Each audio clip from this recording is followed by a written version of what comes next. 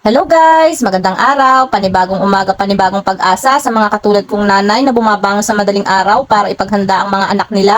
Ganap pala ito kahapon, Webes, so nagluto nga lang ako ng 3 pirasong cheese dog at saka ng corned beef para nga pambahon at pang-almusal ng aking mga estudyante. Si Dayan nga lang pala ang papasok sa umaga dahil nga si Ate Kate ay tanghali pa ang pasok niyan dahil nga exam lang nila. Dahil nakalimutan ko nga plansyahin nung gabi yung uniform ni Dayan ay ayan, minadali ko na nga rin plansyahin yan nung madaling araw. At ganyan nga lang ako magplansya guys, sa kumot nga lang dahil wala namang kaming kabayo. Pagkatapos ko nga magplansya dyan ay ginising ko na nga rin itong si Bunso para kumain. Pagkatapos inihanda ko na nga yung kanyang pambaon. So fast forward na nga, pagkatapos niya nga kumain dyan ay nag-half bath nga lang siya guys dahil nga naligo na daw siya nung gabi kaya mag-half bath lang daw siya at nilalamig siya. O diba, kambing? Pagkatapos nga binihisan ko na nga rin siya dyan, tapos kinuha ko nga yung kanyang sapatos sa labas at pinunasan ko nga dahil nga sobrang dumi. At tingnan nyo naman guys, naghilamos pa nga siya dyan ulit dahil nga may mutak-mutak ka.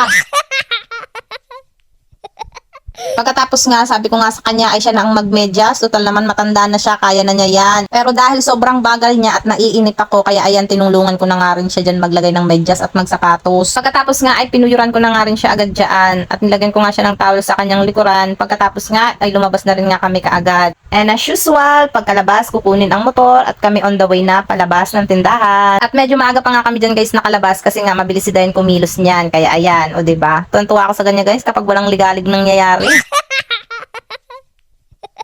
Pagkatapos nga, dumiretso na nga rin kami kaagad dito kay La Mama at nabutan ko nga si Amara at si Ate Apple na kumakain pa sila. Kinuha ko nga lang itong bag at ako magbubukas na nga ng tindahan. And as usual, morning daily routine, magbubukas ng pintuan, pagkatapos display serye naman. At isa-isa ko na nga rin inilabas dyan yung mga paninda ng mga natitira. So medyo madami-dami pa nga yan guys kasi kapapamili pala ang ni Mama niyan. So mas masarap nga talagang mag-display guys kapag madami pang paninda kasi kapag wala ng paninda ay nakakalungkot tingnan yung tindahan. At ayun nga, after ilang minuto ay natapos na nga rin ako dyan mag-display at fast forward na nga, nandito na nga yung mga chikiting at pupuwiran ko na nga dyan si Amara. So ganyan lang ipinunod ko sa kanya guys, napakasimple lang. Tapos inulit ko nga ulit yung pamuyod ni Dayan kasi nga ang gulo-gulo. Hindi pa nga nakakaalis ay ang gulo-gulo na agad ng kanyang buhok. So gusto ko nga nakaganyan sila guys para nga press ko sila sa school dahil nga mainit dun sa kanilang room. Pagkatapos ko nga silang puyuran dyan ay pinagpulbo ko na nga at pinagpabango para lagi silang fresh pagpasok sa school, o diba? And after nga yan, as usual, hatid serye naman ang ganap ng madam nyo. Ayan na nga, umakas na nga sila sa aking likuran at kami ay papunta na sa school. So nagbabay nga muna sila sa kanilang mami. So bye-bye! Pagkatapos ko nga maihatid yung dalawang makulit ay binalikan ko naman nga agad ito si Ate Apple at ayan, inaasar-asar ko pa nga yan siya dyan kaya ayan, nakasimangot nga siya.